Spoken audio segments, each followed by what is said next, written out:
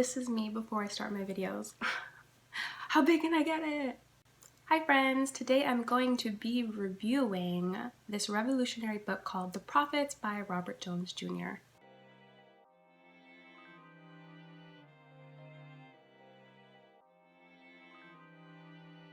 Hi book friends, welcome back to my channel T Reads. It's your girl Tia. I am a self-proclaimed bookworm and I love discussing books with other bookworms.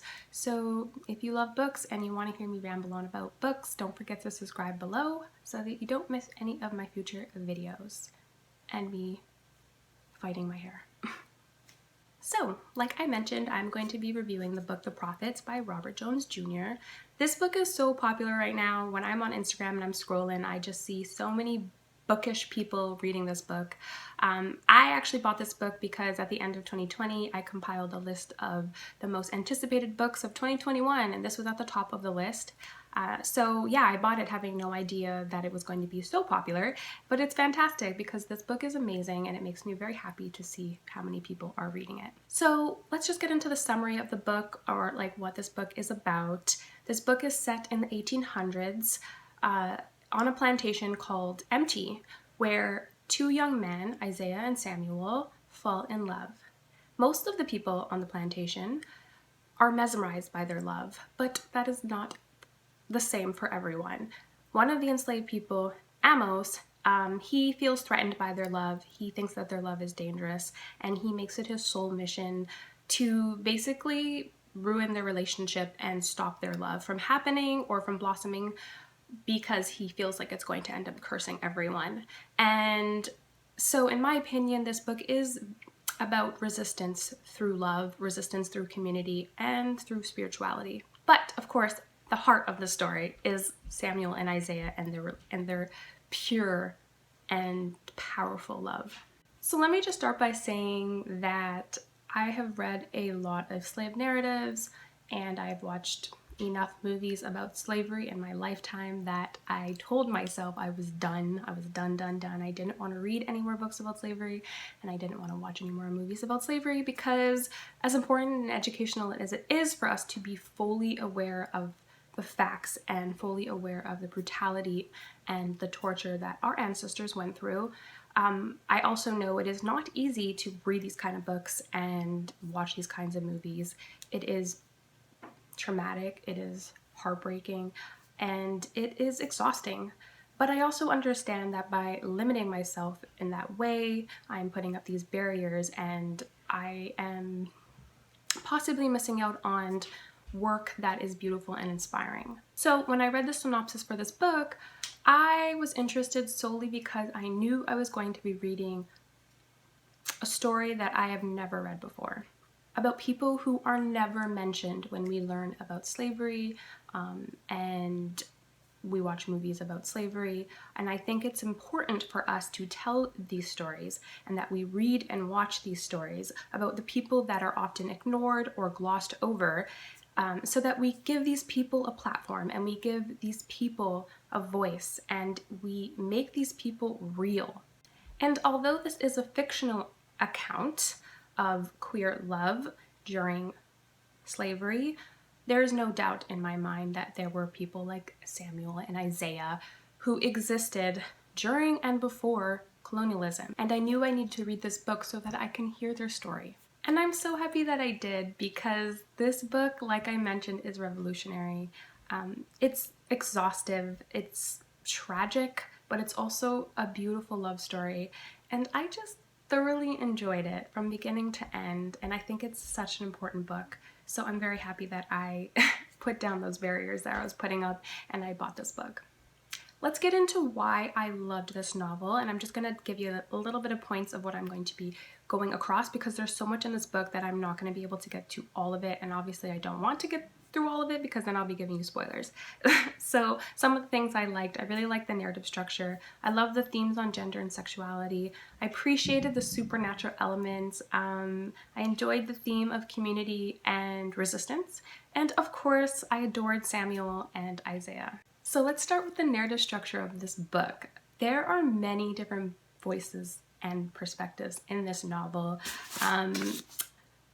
It opens with the voices and the perspectives of our ancestors. And when I say our ancestors, I mean Black people's ancestors. And then it starts to shift between different characters in the story, such as Isaiah and Samuel, and then other enslaved people living on the plantation, and even the people who own the plantation.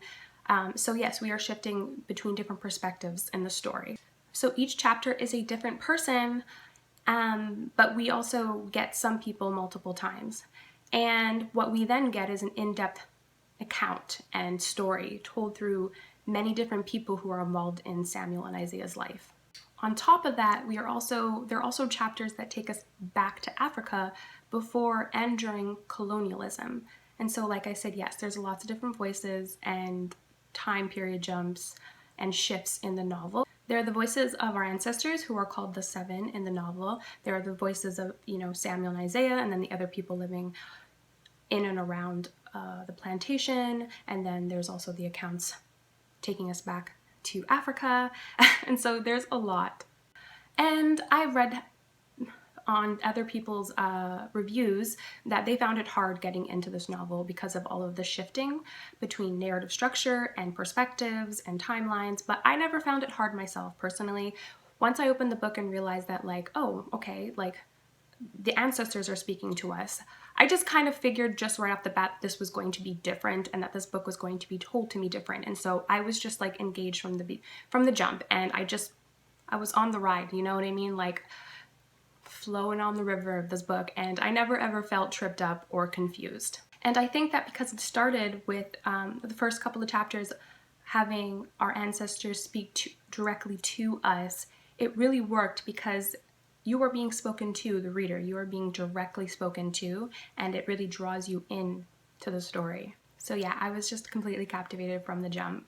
And then we jump into the story, the main story, and into Isaiah and Samuel's heads, and you get to feel the love that they have for each other. You get to kind of learn about their backstory, and you get to feel the passion and as they explore each other and fall deeper and deeper in love and protect each other. And it's a beautiful exploration of their love. And just knowing that they found this love within each other in such a dangerous place, it makes it even more, important and powerful. And in this way, being in their heads, in both of their heads, you are fully engaged and involved in their story. And then having it so that we jump into the other enslaved people on the plantation, I think it worked because you now are seeing how other people feel about Samuel and Isaiah's relationship, and most of the people are mesmerized by their love. Most of the people are in awe, and most of the people find themselves in them somehow. They're reminded of a time when they too have that kind of love and happiness. And so most of the people are kind of protective and almost jealous, but not in like an evil way. Just really engaged in their love and for each other. But of course, there's also the people who didn't feel that way, and being in someone's head like Amos, I'm never gonna figure out how to say that right. You see how he finds their love dangerous and he is threatened by their relationship. He truly believes that it's gonna like infect the land, and like if the owners were to find out about this relationship, then it would ruin everyone and everyone would have to deal with the consequences. And so, like I said, he makes it his mission to destroy their relationship. And I think being in all of their perspectives really give us a thorough exploration of why so-and-so feels this way. And you also get to see the ways that Sam and Isaiah's love affected the people around them. Okay. So the themes of gender and sexuality were exhaustive throughout, to which I appreciated. And not only because of Samuel and Isaiah's love, but because there was just multiple stories of queer love. And I use quotations because I don't know if that's what it would have been called. But throughout the novel, there are many different tales and stories involving queer love. And in my opinion, sexuality in this novel is transcendent. It's beyond bodies, it's beyond labels. It's like spiritual, and it's soulful. It's like souls loving souls and spirits loving spirits. And like I said, just transcendent. You know, when he takes us back to Africa, there's two young men who are marrying each other, and to the people of the tribe, it's completely normal. It's just the way of life. Nobody questions it. But to the colonizers who are slowly taking root, they find this repulsive and disgusting and impure. And within this passage, what Jones is revealing to us is the way that things have historically been. And in fact, it was the colonizers who came around with their hateful, homophobic rhetoric and forced their beliefs on us. The theme of gender is also a very fluid and spiritual thing throughout the novel. One of the characters named Sarah, when she is reminiscing on growing up in Africa, she mentions how when all people were born, they were born girl. They were considered girl right off the bat.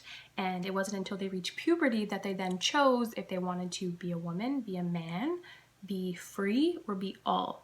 This completely shatters the westernized, colonial, patriarchal belief that men are above women and that gender is a biological thing.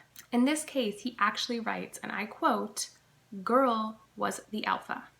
And then proceeds to say that it's not until they reach puberty that they then choose their gender, refusing the westernized belief that, biology has anything to do with gender. AKA gender is a construct. So he's continuing throughout the novel to reveal to us and show us how colonialism pushed these ideas of biology and gender and sexuality onto us. So yeah, this book, like I said, is revolutionary. It criticizes, it educates, and I love the way that Jones explored gender and sexuality in this novel. So Jones cleverly plays with darkness in a way that I fully appreciate and am slightly jealous of in this novel, because I have been writing and rewriting a poem about darkness, a poem celebrating darkness, a poem that refuses the notion that darkness equals evilness.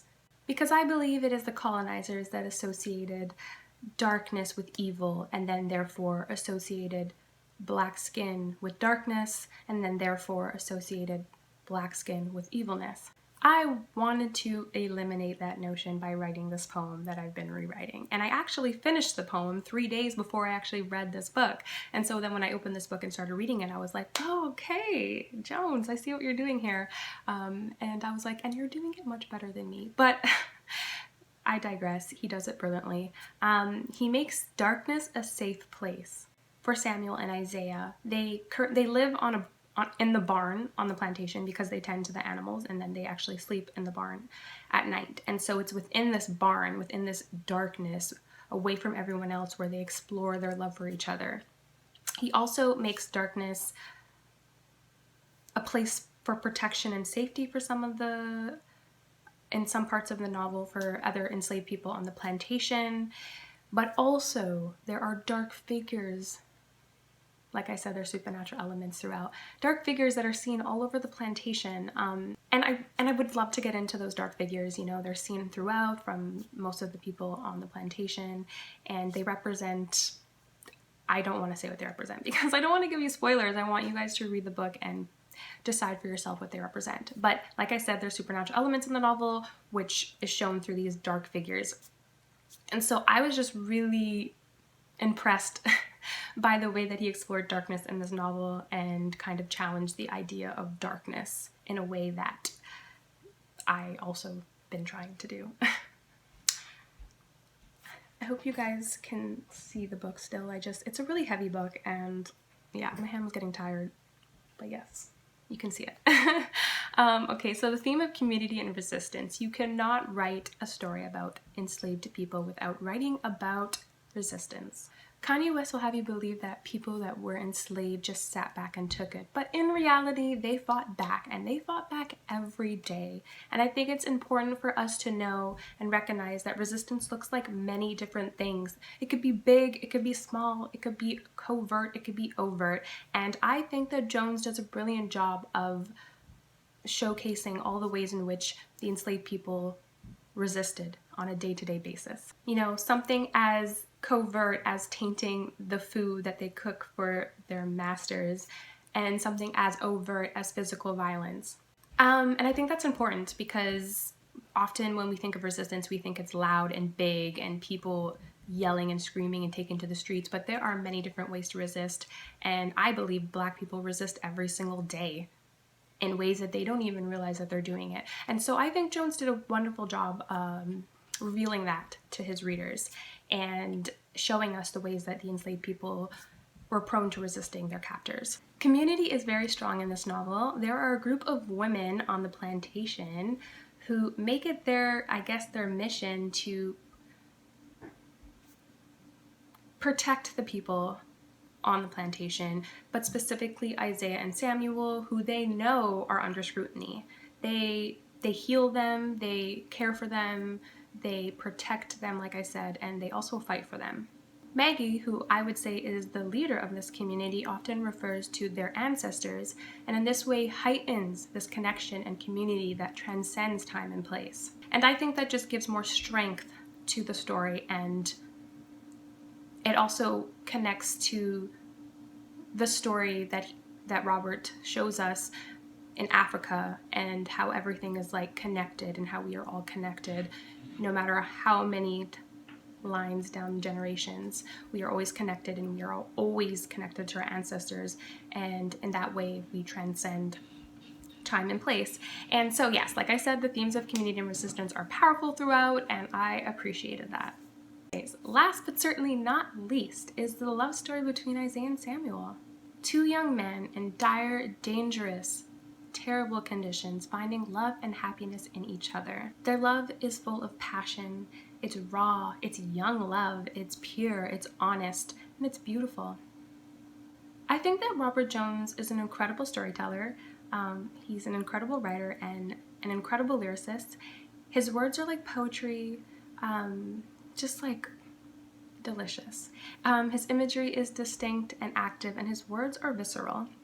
I mean, there are so many lines and passages in which I left like sticky notes on the pages because I want to go back to them. Do you see those pink sticky notes? Because I just like, I'm not a fan of like the tags sometimes because it just gets a little messy. There's so many lines in this book. I kept posting on my Instagram like every time I saw a quote that I loved, and it got ridiculous. I was like, okay, people don't want to read this book through your Instagram. So yeah, I just think that he is very talented, and I honestly feel blessed reading his words. And because he is so talented, he was able to capture and create these two characters who felt real, like real people. You fell in love with these characters, you related to these characters, you empathized for these characters, and you fell in love with these characters. Their love seems like a beacon in a storm, you know, the way that he describes it. It humanizes, it reminds, it reflects, it transcends, it revolutionizes the community. And so their love is resistance. And it reflects our current times. You know, the fact that Amos finds their love threatening and he looks at it as something that's going to infect the entire community is truly reflective of our time, of how, you know, homophobic beliefs in which people believe that queerness is going to, you know, ruin the natural way of things, and that queerness is dangerous and wrong. And this is a very westernized view that's been pushed on to us since colonialism and still affects us today. And in my opinion, this book rejects that belief, and in my opinion, this book is resistance. I will also say that there's a lot of, you know, religion and spirituality in this novel. You know, Paul, who is the owner of the plantation, is a very spiritual man, and Amos actually uses religion as a way to turn all the other enslaved people against Samuel and Isaiah, and he also uses it as a way to get close to Paul. Also, some of the I think all of the chapters actually are biblical references. I'm sure there are many biblical references in the book. I am not a religious person. I did not grow up in a religious household. So those references just went right over my head, I'm sure. So I'm sure if I was someone who was really religious and knew the Bible back to front, I would read this book again and, you know, learn so many more things that I had missed. So if you are someone who is religious and you are someone who knows the Bible very well, I'm sure you will find so much more in this novel that I miss, sadly. So there's that I wanted to just mention. And on top of that, this is not really, I can't really say anything negative about this book because I just loved it so much. But if there's one thing that I wish there was more of, is the fact that because we are on so many other people's perspectives throughout the novel, at sometimes I felt like I wanted to get back to Samuel and Isaiah, because at the heart of the story, it is a story about Samuel and Isaiah's love for each other. And at times, we spent too much time in people's heads that I did not want to be in, like Paul, who is, like I said, the owner of the plantation, and also James, who is Paul's cousin, who is the overseer of all of the enslaved people. Also Ruth, who is Paul's wife, and you know, we spent time in their heads, and I feel like their chapters were quite long, and I just felt like if they just shortened their chapters a little bit, and expanded on Samuel and Isaiah's chapters a little bit, I would have been so much happier, just because I wanted to be with them, you know, and I felt like because there were times where we spent a long time away from them, I was just like, oh, I just like miss them. Can we get back to them? Like, you know? So that's the one thing that I will say I wish was a little different. But I'm sure Jones has his reasons for doing it the way that he did it, and it doesn't change my opinion of the book. I still think it's a fantastic book. Now on to my rating, and I'm sure you guys can already assume what my rating is going to be. 5 out of 5. I've already explained why I love this book. I've already explained why I would give it such a rating. I've already explained that why I want all of you guys to pick up and read this book. At the end of the day, it is a powerful story that I believe will inspire many people, including me. I just want to shout out Robert Jones Jr. for sharing his work with us, sharing his brilliance with us, and I can't wait to read more of his stuff, more of his work. Alright everybody, that is it for today. It's been fun. I hope I didn't ramble on too much, but when you read a book that you love so much, you truly never want to shut up about it. So yeah, if you have any thoughts or opinions that you want to share with me, please comment below. Also, if you enjoyed this video, don't forget to like and subscribe. Alright, until next time. Bye guys!